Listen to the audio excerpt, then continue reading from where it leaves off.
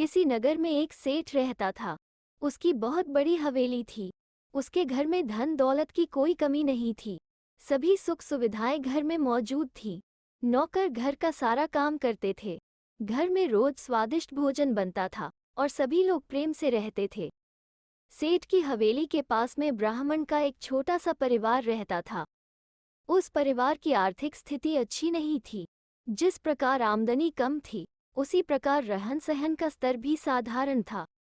किंतु सेठानी और ब्राह्मणी दोनों हमेशा ही एक दूसरे के पास बैठी रहती थी।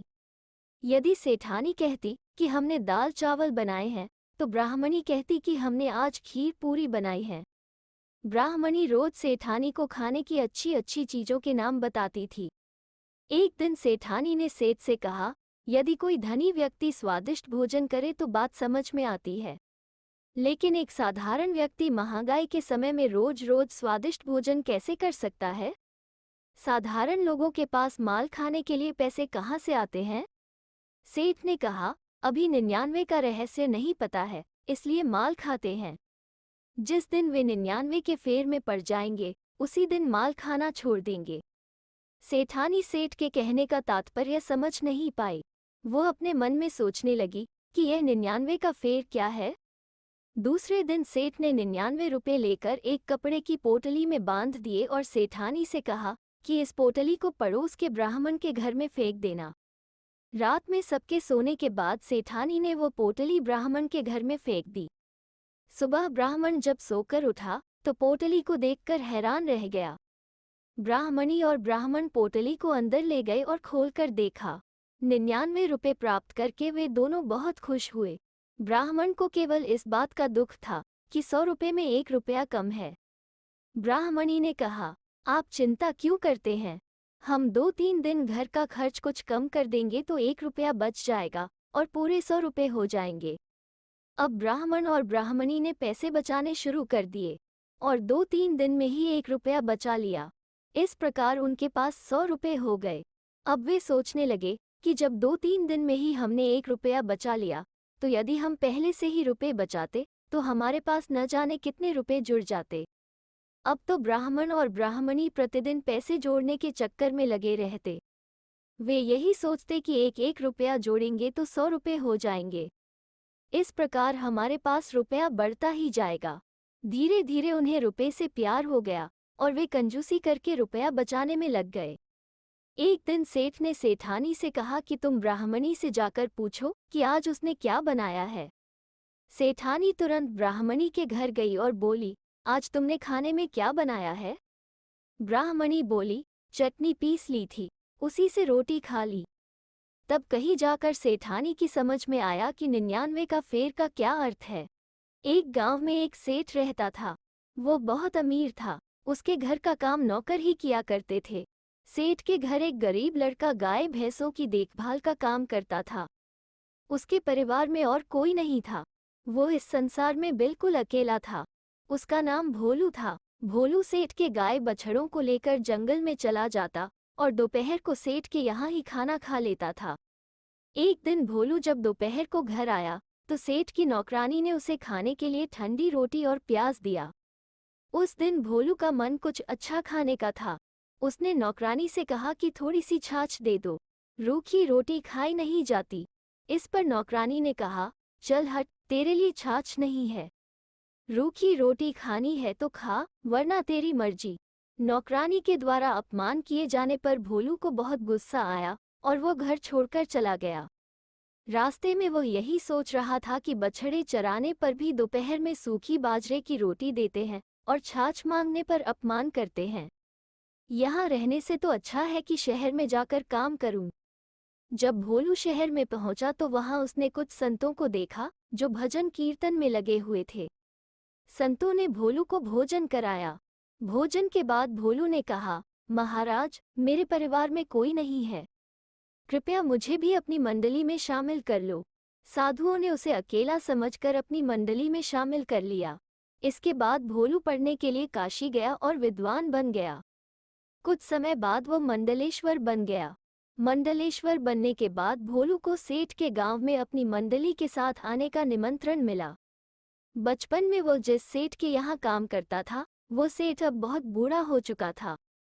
उस सेठ ने भी मंडलेश्वर की मंडली में आकर सत्संग में भाग लिया और प्रार्थना की, महाराज कृपया मेरी कुटिया में आने का कष्ट करें।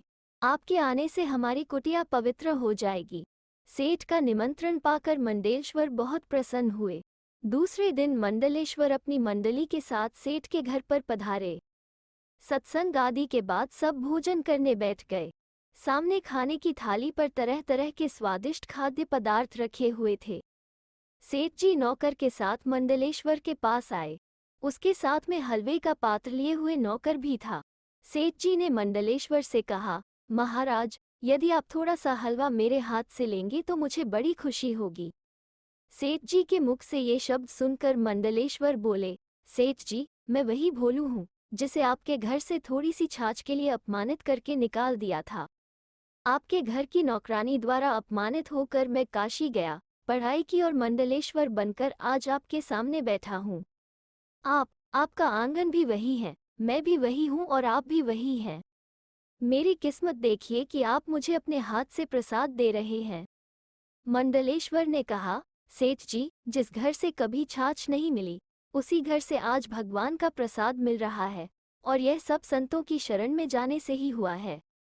यदि कोई व्यक्ति भगवान की शरण में चला जाए तो वह संतों के द्वारा भी सम्मानित हो जाता है। भगवान की शरण में जाने के लिए सब स्वतंत्र हैं और ऐसा मौका बार बार नहीं मिलता। एक राजा था, वो अपनी सभा में रोज एक प्रश्न पूछता था। उसके प्रश्न का जो भी कोई ठीक ठीक उत्तर देता उसे राजा बहुत सा धन इनाम में दे देता था। किंतु जब तक राजा को प्रश्न के उत्तर से पूरी तरह संतुष्टि नहीं हो जाती तब तक वो किसी को कुछ नहीं देता था। एक दिन राजा ने अपने मंत्रियों से पूछा, यदि किसी को कोई दुर्लभ वस्तु मिल जाए तो उसे क्या करना चाहिए? किसी ने उत्तर दिया कि उसे सुरक्षित रखना चाहिए और किसी ने कहा कि उसे तिजोरी में बंद कर देना चाहिए। सभी मंत्रियों ने अपनी बुद्धि से सोचकर उत्तर दिए, किंतु राजा को किसी का भी उत्तर संतोषजनक नहीं लगा।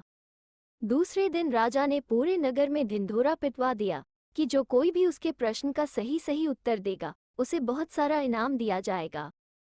राज्य के अनेक लोगों ने राजा से अपनी बात कही, लेकिन राजा किसी के उत्तर से भी संतुष्ट नहीं हुआ। उसी राज्य में एक बनिया रहता था। उसने राजा के कर्मचारियों से कहा, यदि किसी को दुर्लभ वस्तु मिल जाए तो वो चुप रहे, हल्ला न करे। राजा को बनिए की बात बहुत अच्छी लगी। राजा ने अपने कर्मचारियों से कहलवा दिया कि हम कल बनिए के घर उससे मिलने जाएंगे।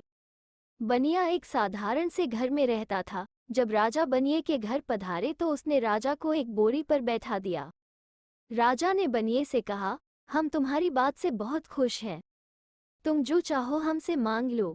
बनिया बहुत चतुर था, वो तुरंत बोला, महाराज आप मेरे घर कभी बिना बुलाए मत आना और नहीं मिलने के लिए मुझे बुलाना। बनिए की बात सुनकर राजा आश्चर्यचकित रह गया। राजा ने बनिए से कहा, यदि तुम आज मुझसे सारा राज्य भी मांगते तो मैं खुशी खुशी दे देता, किंतु तुम्हारे कहने का तात्पर्य क्या है मेरी समझ में नहीं आ रहा। बनिया बोला, महाराज मैंने आपको अपने घर आने और मुझे राजमहल बुलाने के लिए मना किया है, किंतु मैं आपसे कभी नहीं मिलूंगा, यह मैंने नहीं कहा। बनिए ने अपनी बात स्पष्ट करते हुए कहा कि मैंने आपको यहाँ आने से इसलिए मना किया है क्योंकि यदि आप यहाँ आओगे तो लोग समझेंगे कि मेरी आपसे जान पहचान है। इसके बाद लोग मुझे परेशान करेंगे। कोई कहेगा कि मेरी नौकरी लगवा दो, कोई कहेगा कि मेरी सजा माफ करा दो, मेरा ये काम करा दो। मेरे लिए हर रोज नई नई मुसीबतें पैदा हो जाएंगी। मैं नहीं चाहता कि लोगों की सिफारिशें लेकर मैं रोज आपके पास आऊं। इसलिए आप यहाँ न आए तो अच्छा है। मेरी जब इच्छा होगी तब आपसे मिलने चला आऊंगा। बनिए की बुद्धिमानी और चतुराई से राजा बहुत खुश हुआ, उसे बहुत सा इनाम दिया। इसके बाद राजा कभी बनिए से मिलने नहीं गया और न ही कभी बनिए को अपने यहाँ बुलाया।